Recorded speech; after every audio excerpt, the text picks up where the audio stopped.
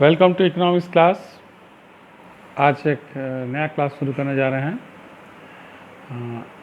Indian economic development पर।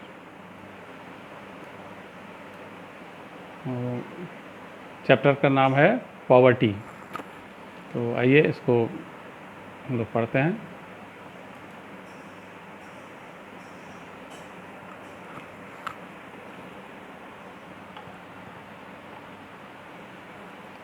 ये जो यूनिट है, यूनिट आपको दिख रहा है, unit 7, current challenges facing Indian economy. तो इस पे ये पॉवर्टी वाला चैप्टर है, और भी कई चैप्टर्स हैं, आपको दिखा रहे हैं। ये क्लास नंबर 1 है। तो ये आपके सामने है, देखिए सीबीएसई का करिकुलम। तो उसको ध्यान से देखिए, इससे आपको समझ में आ जाएगा ब्रेकअप। ये पार्ट बी है, इंडियन इकोनॉमिक डेवलपमेंट। तो ये हम लोग कवर कर चुके हैं पहले। अब ये है current challenges facing Indian economy. ये देखिए 22 मार्क्स का है, और इसमें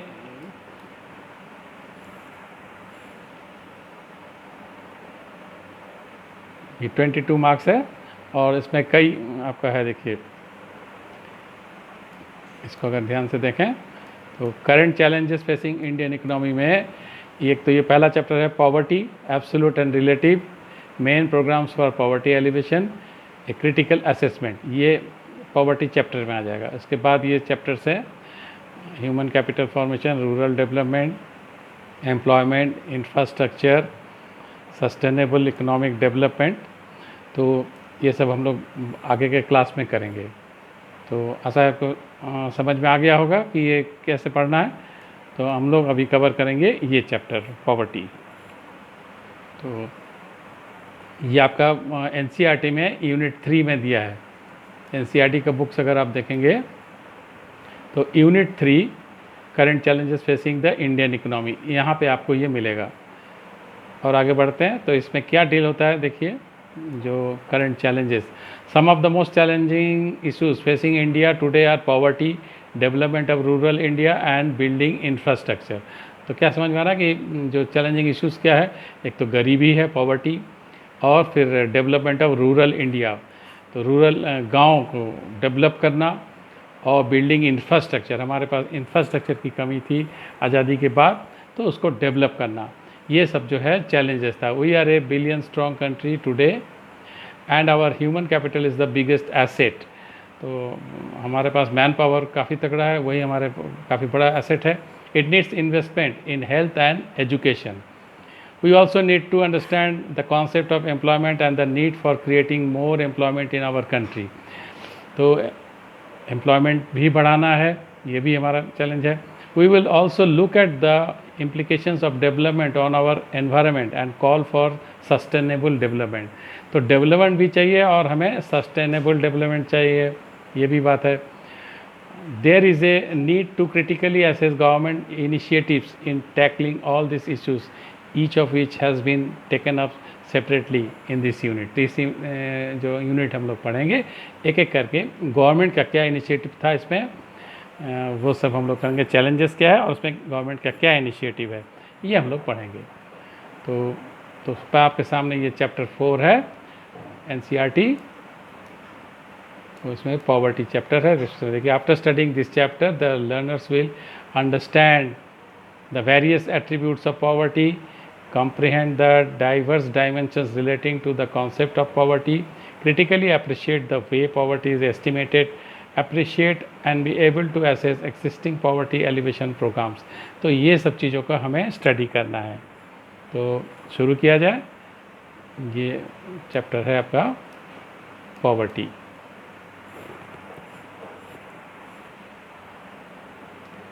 तो क्या होता है poverty? It is inability to fulfill the minimum requirements of life like food, clothing, housing, education and health facilities। तो inability, ये सब जो है inability to fulfill, मतलब ये जो minimum requirements अब है लाइफ का, food, clothing, housing, education and health facilities. आशा है सबका मतलब आप लोगों को पता है। तो ये पूरा नहीं हो पाता है तब उसको कहते हैं कि ये पॉवर्टी है, गरीबी है। सवाल है कि कौन गरीब है, who are the poor. Two types of poor, देखिए दो तरह का गरीब हम लोग डील करेंगे। एक होता है अर्बन पुअर, दूसरा रूरल पुअर, मतलब जो शहर में रहने वाले गरीब और गांव में रहने वाले गरीब। पहले हम लोग लेते हैं अर्बन पुअर। क्या होता है अर्बन पुअर, उसका एग्जाम्पल देखें कैसे लेते हैं। On the basis of their occupation, तो कैसे पहचान करते हैं, उसका ऑक्यूपेशन के बेसिस पे कौन है गरीब, उनका उसका एग्जाम्पल देखिए ये है। Postcard vendors, street cobblers, women who string flowers, rag pickers, vendors and beggars.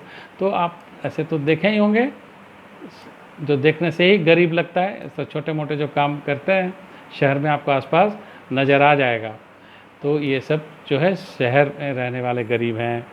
और गांव में है रूरल पुअर, तो उनकी पहचान कैसे, on the basis of land holdings, उनके पास कितनी ज़मीन है ये देख के पहचान करते हैं।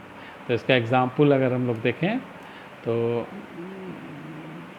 Cultivators with very small land holdings, मतलब काफ़ी कम लैंड जिनके पास ज़मीन है।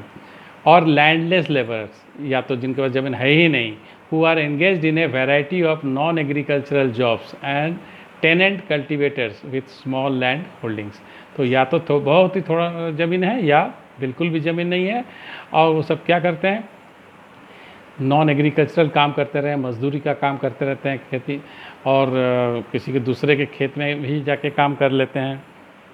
तो इस तरह के जो हैं आपको गांव में मिलते हैं रूरल पुअर। तो ये आपको इन चैप्टर्स में मिलेगा, आपको पेजेस में। एनसीईआरटी के ये पेजेस हमने जो लिया है, पेज नंबर 60, इसमें ये सब बातें को मिल जाएगा। हु आर द पुअर, इसमें सारी बातें ये हैं। थोड़ा सा इसका इंट्रोडक्शन भी है। तो देखिए एडम स्मिथ के नाम से दिया है शुरू में कि no society can surely be flourishing and happy of which the far greater part of the members are poor and miserable.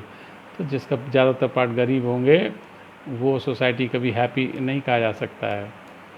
तो कुछ हमने अंडरलाइन कर दिया है, इसको आप लोग एनसीईआरटी की बुक से पढ़ लीजिएगा, इसका जिस्ट हमने दे दिया।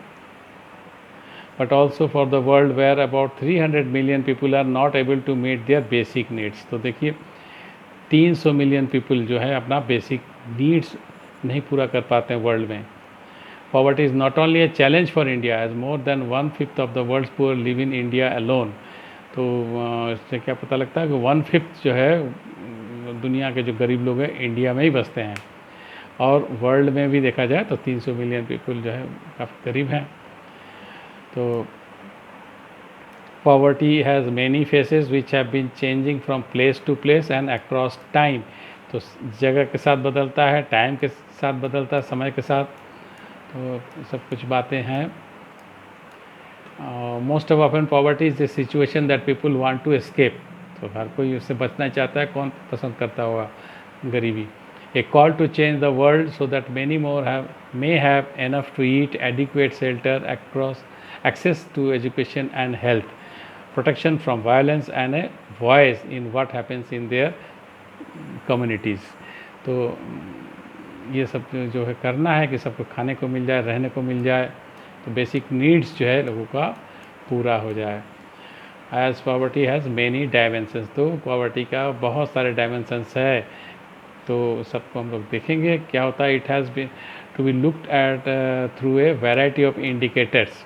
तो इसका बहुत तरह के इंडिकेटर्स होता है जिससे हम लोग पहचान करते हैं, जैसे levels of income and consumption, उनकी इनकम का लेवल क्या है, उनका कंजम्पशन की क्या पैटर्न है। सोशल इंडिकेटर्स, ये भी कि सोशली उनसे क्या ट्रीटमेंट होता है ये भी देखी जाती है। आपको मालूम है कि गरीब के साथ कैसा ट्रीटमेंट होता है, हर तरह की बुरी ट्रीटमेंट किया जाता है सोशली ऑल्सो उनको। तो ये सब भी इसमें देखा जाएगा। And indicators of vulnerability to risk and to socio political access. ये जो है वल्नरेबिलिटी टू रिस्क, मतलब जो जितना गरीब है उसका सफ़र करने का चांस उतना बढ़ जाता है। कोई भी कैलामिटीज़ हो, कोई गड़बड़ी हो, सबसे ज़्यादा जो गरीब है उसी पे मार पड़ता है। तो अमीर तो किसी तरह से अपना व्यवस्था कर ही लेता है, लेकिन जो मरता है तो गरीब ही मरता है। वो कोई भी कुछ भी अगर प्रॉब्लम हो, कुछ भी घटना घट जाए तो सबसे ज़्यादा जो गरीब ही होता है। तो इसके लिए कहा जाता है कि वो लोग बहुत वल्नरेबल होते हैं, कि उनके चांसेस ऑफ सफ़र बहुत ज़्यादा होता है, हाई रिस्क वाले होते हैं। और फिर है हु आर द पुअर, कौन है गरीब। तो देखिए ये हमने दिया है आपको, postcard vendors, street cobblers, women who string flowers, rag pickers, vendors and beggars are some examples. तो आपको ऐसे आसपास मिल जाता है, ऐसे देखते हैं कि कोई ठेला चला रहा है, कोई स्ट्रीट कोबलर से जो जूता वूता सिलाई कर रहा है, कोई वोमेन जो है स्ट्रिंग फ्लावर्स, फूल जो ले जा रही है, रैक पिकर्स कूड़ा वूड़ा उठाने वाले हैं, फिर वेंडर्स हैं, बेगर्स हैं, बहुत तरह से इस तरह का एग्जाम्पल आपको मिलता है। तो ये इन पेजेस में है, पेज नंबर देखिए 60 है, हमने कुछ अंडरलाइन भी कर दिया, इनको आप लोग देख सकते हैं अलग से, और मेरा ये जो नोट्स है ये भी देख सकते हैं।